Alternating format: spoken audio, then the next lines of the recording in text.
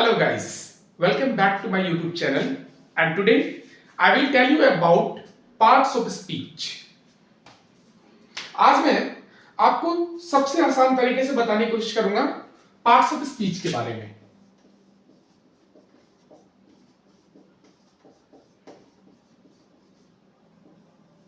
इसको हिंदी में हम लोग शब्द भेद भी कहते हैं।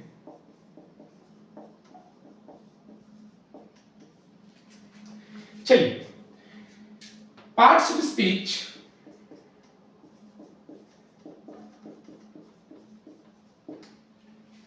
का डेफिनेशन जो बोल सकते हैं हम लोग,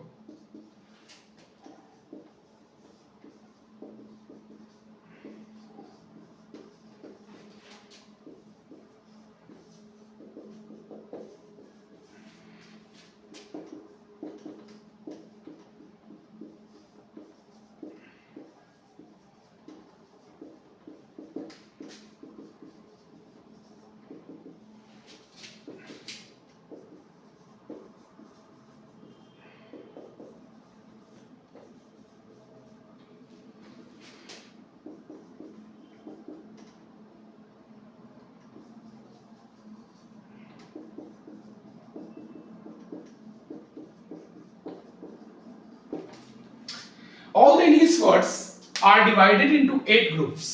यानी अंग्रेजी में काम के अनुसार उन सभी को 8 भागों में बांटा है। समझने वाली बात सिर्फ यही है कि शब्द भेद में जो मैं बता रहा हूं आपको, अंग्रेजी शब्द में उनके काम के अनुसार मैंने लिखा है अकॉर्डिंग टू द वर्क, यानी काम के अनुसार उनको 8 भागों में बांटा है। यह सबसे आसान, मान लीजिए भास्ट लग रहा हो या भारी भी हो तो ग्रामर में याद करने से तो होगा नहीं, आपको समझना पड़ेगा उसे आसानी से। तो उसको आप नॉर्मली आप आसान भाषा में ही बोल सकते हैं कि parts of speech is a group of words या categories by their function in a sentence. Simple सी बात है, ठीक है। तो चलिए अब इस पार्ट्स ऑफ स्पीच के जितने ये मैंने 8 ग्रुप्स बताए उसको हम ध्यान देते हैं।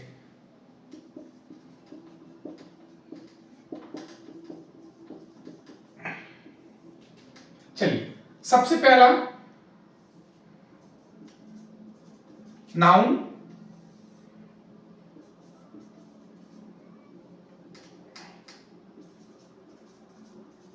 Pronoun,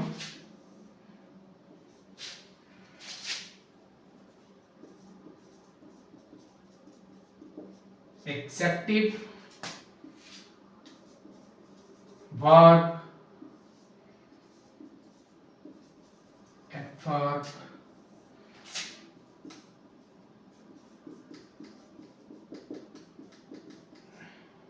preposition,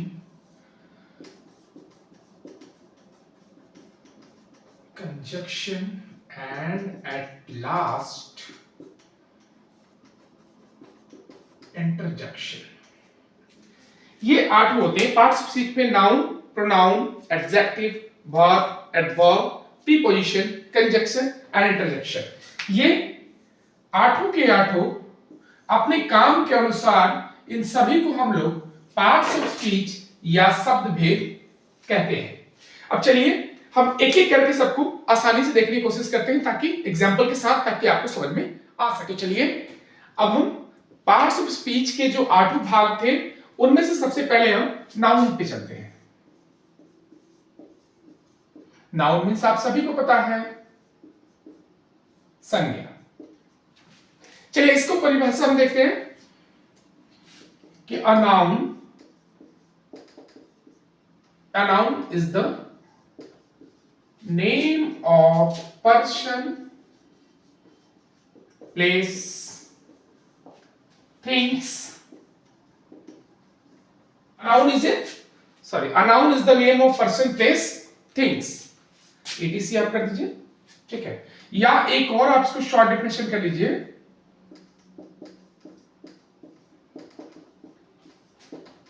a noun is a naming of words, ठीक है। चलिए नाउन क्या है? किसी के भी नाम को हम संज्ञा कहते हैं, जैसे राजा, राम, दिल्ली, etc etc। यानी समझाने का मकसद यही है कि नाउन किसी के भी नाम को, a noun is the naming of word या noun is naming of word, simple सी बात है, किसी के भी नाम को हम संज्ञा कहते हैं। चलिए अब दूसरा प्रोनाउन।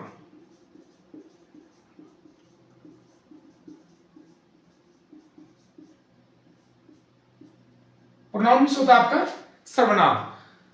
सर्वनाम में क्या है, आप इसको आसान भाषा में बोल सकते हैं कि a pronoun is used in place of a noun, जो संज्ञा के स्थान पर आए या उसके बदले में आए उसे हम सर्वनाम कहते हैं।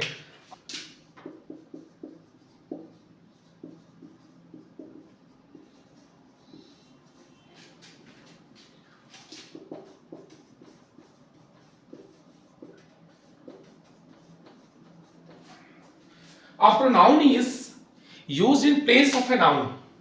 A pronoun is used in place of a noun. जो संज्ञा के बदले या स्थान पर आए उसे हम सर्वनाम कहते हैं। चलिए एग्जांपल देख लेते हैं। जैसे एक वर्ड है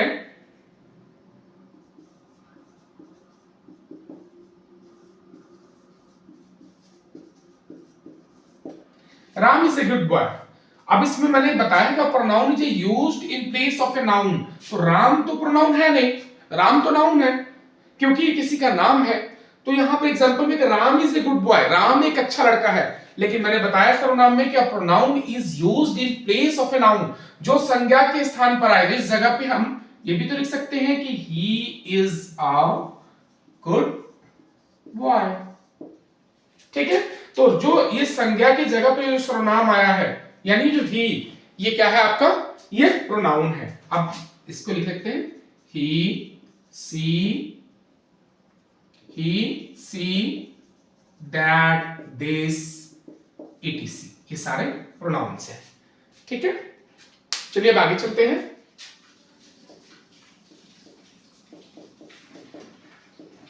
एडजेक्टिव में होता है आपका विशेषण। अब इससे समझने वाली बात है, मैंने भी नाउन के बारे में बताया है, जो किसी के भी नाम को हम संज्ञा कहते हैं। सर्वनाम जो संज्ञा के स्थान पर आए उसे हम सर्वनाम कहते हैं।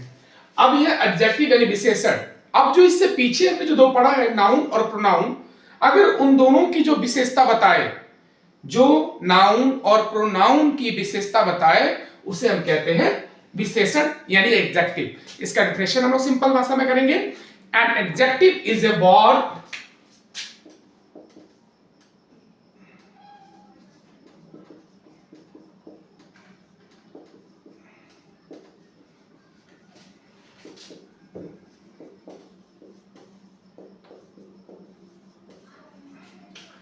An adjective is a word that modifies or describes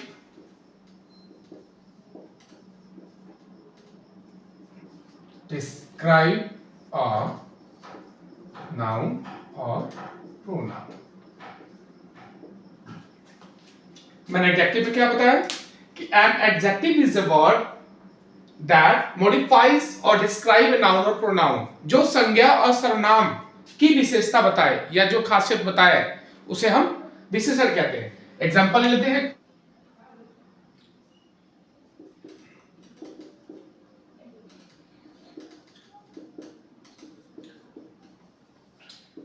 चलिए, he is a fast driver. ये लैंग्वेज थोड़ा सा डिफरेंट है। संज्ञा और सर्वनाम की विशेषता बताए तो ही है, डेफिनेटली ये क्या हो जाएगा, प्रोनाउन हो जाएगा। तो अब इसकी विशेषता क्या बता रहा है, अगर मैं थोड़ी देर के लिए यहां देखिए ये फास्ट और ये ब्लैक, ये क्या है आपका एडजेक्टिव है, ठीक है, इस सेंटेंस का एडजेक्टिव है, ठीक है। He is a fast driver, अगर मैं थोड़ी देर के लिए फास्ट हटा दूं तो ही इज ए ड्राइवर, ठीक है, वह एक चालक है। अब उसकी विशेषता क्या बता रहा है, वो चालक की विशेषता बता रहा है भाई कि वो फास्ट है यानी तेज है, विशेषता हुआ इसकी यानी खूबी हुई। यहां ब्लैक मार्कर है, आई हैव ब्लैक मार्कर, ये मार्कर कैसा है भाई, तो ब्लैक है। तो जो संज्ञा और सर्वनाम की विशेषता बताए उसे हम एडजेक्टिव कहते हैं, इसलिए यहां पर फास्ट ब्लैक जो है एडजेक्टिव है, ठीक है। अब चलते हैं हम लोग वर्ब।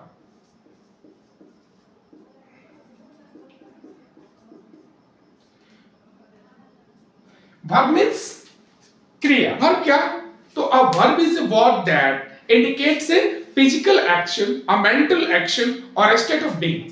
सिंपल सी भाषा में जो काम हो रहा है, क्रिया, दौड़ना, हंसना, बोलना, चलना, कूदना, इस जो क्रिया हो रही है उसे हम लोग वर्ब कहते हैं। ठीक है, तो सिंपल से डेफिनेशन इसका लिखेंगे कि अ verb is a word that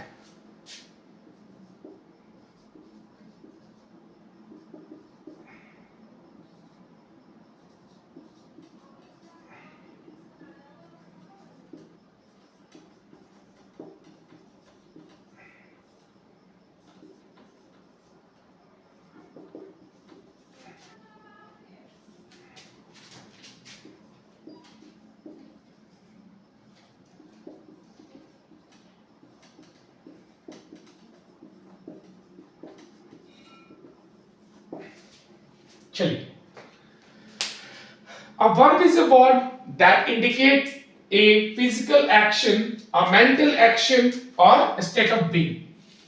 Physical action, mental action, state of being. ठीक है, अब चलिए इसके बारे में हम थोड़ा और आसानी से समझते हैं। कैसे?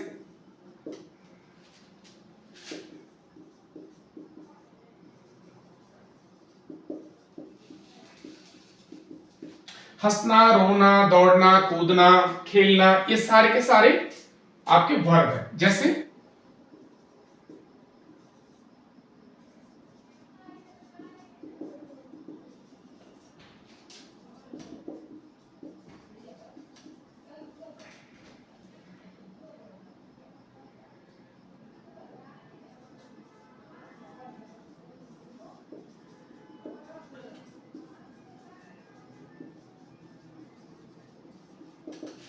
चलिए एग्जाम्पल हो जाएगा, I am writing with marker. मैं, इसमें क्या है, लिखना जो है ये आपका क्रिया है, इसके अंदर आना क्रिया है।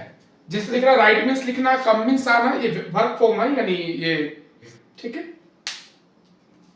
चलिए अब आगे चलते हैं। अब चलते हैं preposition.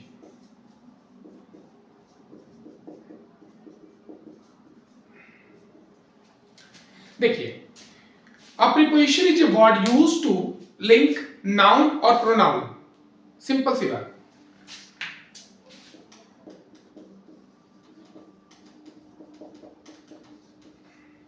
a preposition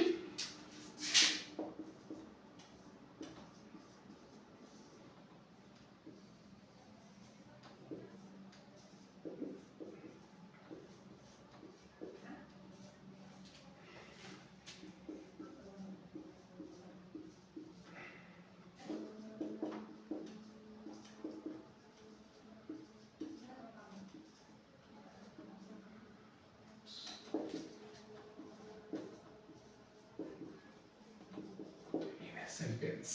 A preposition is a word used to link a noun or pronoun with other words in a sentence। चलिए एक मैं वाक्य के अनुसार बताता हूं। जैसे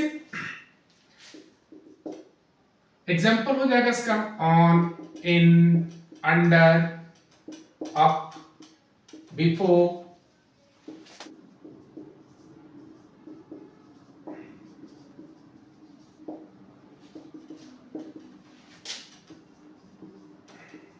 इसमें इन, ये ऑन, ये आपका प्रीपोजिशन है। चलिए अब चलते हैं हम लोग कंजक्शन। अगर अभी भी समझ में नहीं आ रहा हो तो परेशान नहीं हो जाएगा, क्योंकि मैं इसको और शॉर्ट फॉर्म में, यानी डिफिनेशन हटाकर विद सेंटेंस को एग्जांपल के रूप में दूंगा, ताकि आपको आसानी समझ में आ जाए। ये अगर नहीं समझ में आ रहा तो परेशान नहीं होइएगा, मैं आगे और बताऊंगा इसको आसान तरीके से, ताकि आपके दिमाग में बैठ जाए। चलिए कंजक्शन।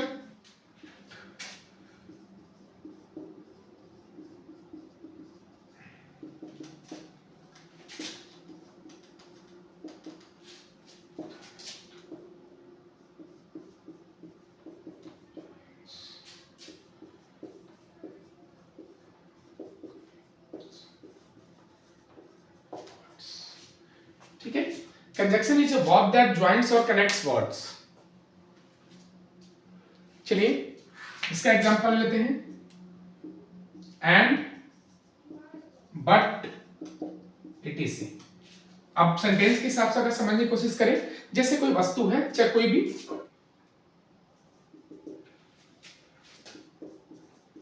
चलिए एक सेंटेंस है, टेक इट और लीव इट।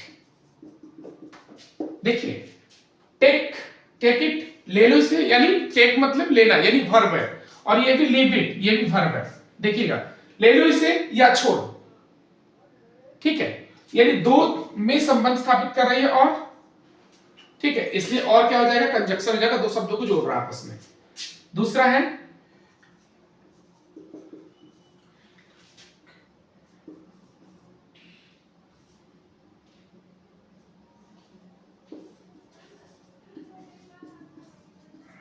अब देखिए दूध और चाय दोनों को संबंध जोड़ रहा है एंड, इसलिए एंड भी क्या हो जाएगा, कंजक्शन हो जाएगा। ठीक है, आपको समझ में आ गया। अब चलते हैं, एक लास्ट इंटरजेक्शन बचा है, उससे हम देखते हैं आगे।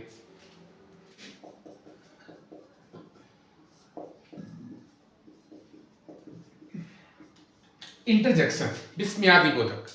Interjection, an interjection is used to express strong emotional feelings या reaction etc.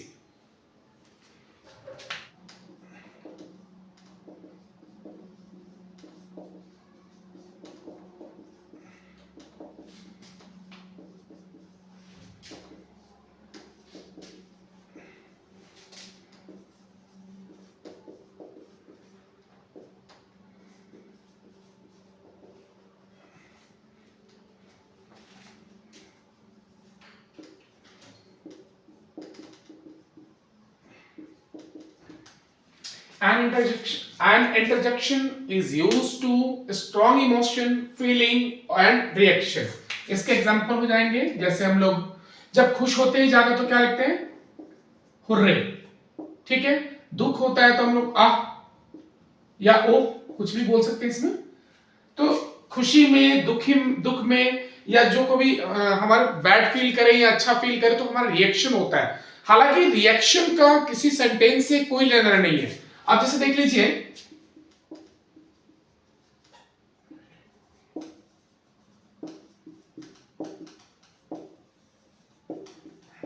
Hurray I have won the match, इस सेंटेंस से कहने का मतलब है कि इसका कोई मतलब, ये रिएक्शन, ये फीलिंग्स है, तो इसका कोई, ये इंटरजेक्शन हम बोलते हैं कि केवल दुख को प्रकट करने के लिए होता है। अब 2 मिनट के लिए हम इसे भूल जाए तो I have won the match इस सेंटेंस से कोई दिक्कत नहीं है, तो ओके है सेंटेंस के हिसाब से, ठीक है। तो हुर्रे, आ, ओ या यक, कोई अगर चीज पसंद नहीं आ रही, खाना पसंद नहीं आ रहा तो यक बोलते हैं, यक।